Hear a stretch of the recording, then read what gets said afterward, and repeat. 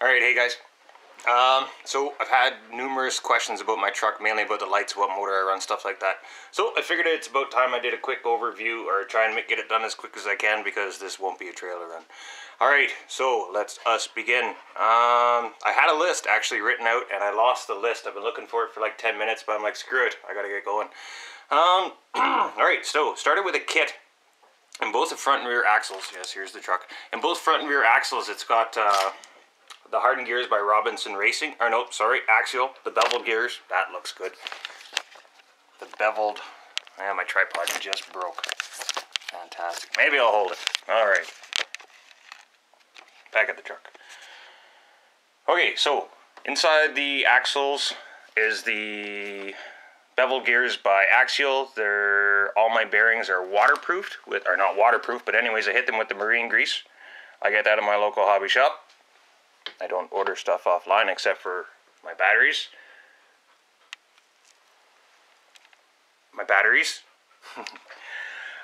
Tires. Our wheel and tire are both RC 4-wheel drive, 1.9. I run 1.9s unless there's more than like an inch or two of snow, and then I will rock my jizzles. Which are way up there. I love those for a winter tire. I got new ones sitting there for the... I gotta get two more, and there's also some rock stompers and slingers and Traxxas. Anywho, transmission is the plastic one, stock spur. It's got the hardened gears inside from Robinson Racing. I believe the middle gear is made by Axial, but the output and the other one are made by Robinson. I can't remember, they've been in there for a long time. Battery tray moved up front from the rear. The plastic part is gone from the rear. The aluminum plate just has that one single screw that goes down. Oh, the lighting is terrible. Just got that one. I got a light kicking around here somewhere. Headlamps. Alright, so there it is. There's the one screw. It's just got a spacer on it and goes into the cross member. There's already a place for the screw in the cross member. You just got to screw it down. And the other end is just screwed into the receiver box. That wasn't my doing. So, that receiver box is waterproofed. You can't see it really around the edge from this side. So we'll flip it around. So you see I got the wire extenders coming out for everything. That's because inside, the box itself is waterproof, but I can take it apart and put it back together just as quick as I want. Because I use this stuff, this is the stuff I always talk about, the beetle gasket. This stuff has a plastic on one side, so it's not sticky on the one side, but you can peel that off. It's not easy, it's tough to get rid of, but it works really, really well. Beetle gasket is awesome. This is also beetle gasket. This stuff I just picked up from my work, ecosupply.ca. And this is the beetle gasket as well. This is used for the K duct. It's the blue underground duct. So it's also used on cooling towers, I've been told by someone. I'm not sure if that's 100% true, but I believe the guy. And this stuff is sticky on both sides. It's basically like gum or Play-Doh, but it stays sticky and malleable forever. It's waterproof. I'm pretty sure it is non-conductive, because if you look at that's my piece of crap crawler. If you look at that little ball of gunk right there, inside there's an Axial receiver. So it's covered, like the casing is off, and that's just covered in that stuff. So that's what's keeping it waterproof, and that's what is around the edge of the box. And then the screws in the bottom, water can get in there too. So I got marine grease in those. And then there's all this butyl gasket. It's like gum all around the edge where the wires come out, so the extenders. So from now on, even when water gets through the box, it gets to the receiver. The receiver's waterproofed as well. So hopefully I never have that issue again. Let's see, what can we do next? Motor, I love the 20-turn Wraith motor from Axial. It's my favorite motor to run by far. The only time I like a different motor, and the other two motors I run, which I don't do a lot, but if it's really deep snow and I'm rocking the chisels and I know I'm going to be pushing snow with the truck a lot, I will throw in a 35-turn Tekin with like a 22 or 23 tooth on the 87 spur. Gives me more torque. I don't have the wheel speed that I would really like, but if you gear it up too much, you kill the motor. But you need that torque to get through heavy snow. The ESC, that is the stock AE2. I know it's kind of hard to see in all the spaghetti, but that's the stock AE2. It's got Plastidip on it. Now, Plastidip is available at most hardware stores or commercial plastic stores. Most automotive stores carry it. Plastidip was originally, I believe it's still sold for, dipping the ends of tools in to redo the grip. So it's really high quality stuff, and of course it's non-conductive as well, so it's good for electronics. Most of my ESCs, I love the E2, that's my favorite one for trailing. The FXR is also good, but the FXR will run 3-cell as well, brushed, it's got drag brake and all that. It's a little more money and it's a little more depressing when you wreck one. Let's see, what else do we got? Lights! Lights! Always asked about the lights. So it's the same thing. I don't know if I was the first, I know I'm not the first one to run these. The first person I saw do it was Troy. I think Troy is a nephew of Crawler Ted, but we've all been using these lights now. They're great. Anytime you see the underglow of the RC athletes or Crawler Ted, SS Louis, all kinds of guys, this is what we run. They're from the automotive section in Walmart, so they come in a pack.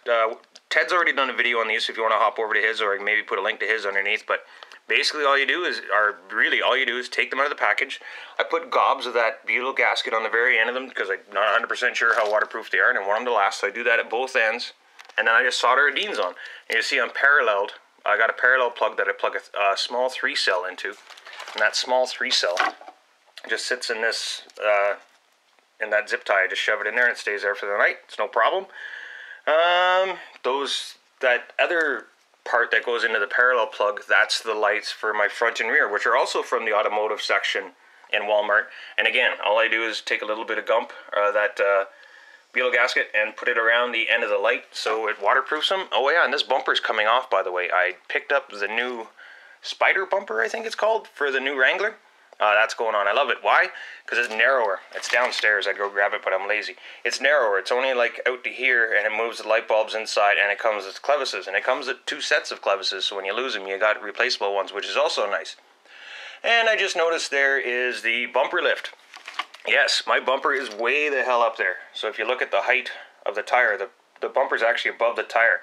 And you think I could just throw a set of 2.2s on there. Nope, I got to actually raise it up to the next set of holes. So this is that Delrin, that really hard, high-quality plastic. All it is, yeah, maybe here's better. So there's a groove into the plastic. Oh, need more light. There's a groove in the plastic that lets it slide into the chassis. And then there's just a screw in each end.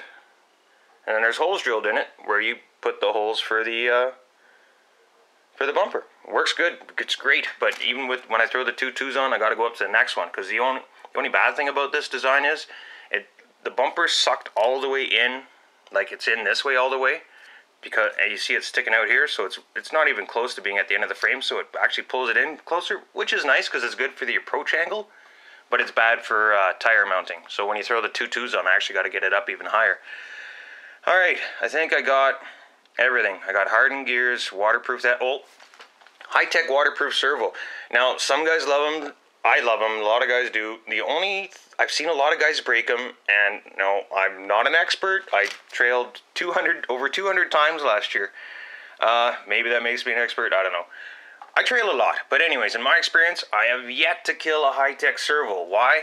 I'm not an expert, but I set my endpoints really, really shallow.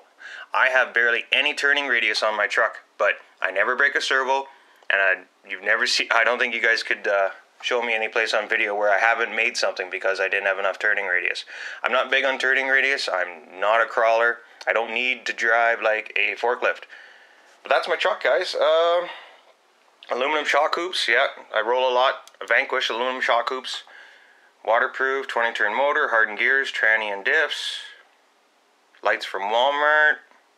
Tires from RC 4-wheel drive. That's the Super Swampers. And I call them a wagon wheel, but I can't remember what they're actually called. There's 5-bolt and 6-bolt when you order them. There's black ones and the white ones. I guess that's about it. Alright.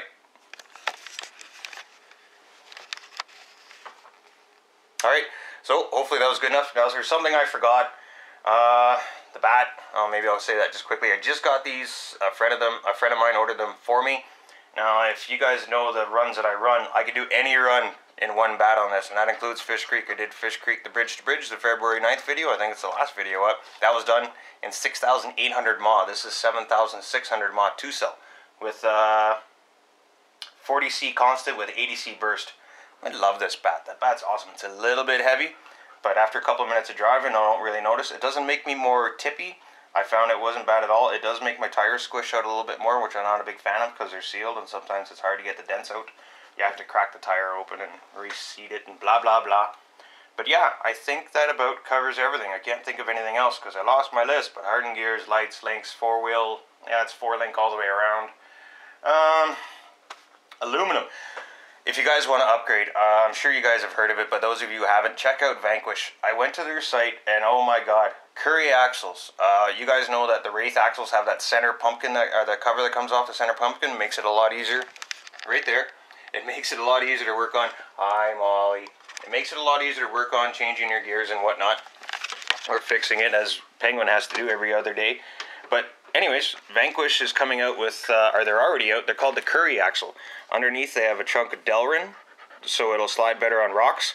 And then it has the center pumpkin, so you can remove that, so it's a lot easier to change your bearings or change your axles out. Alright, I'm done. You guys have a good one. Thanks for watching.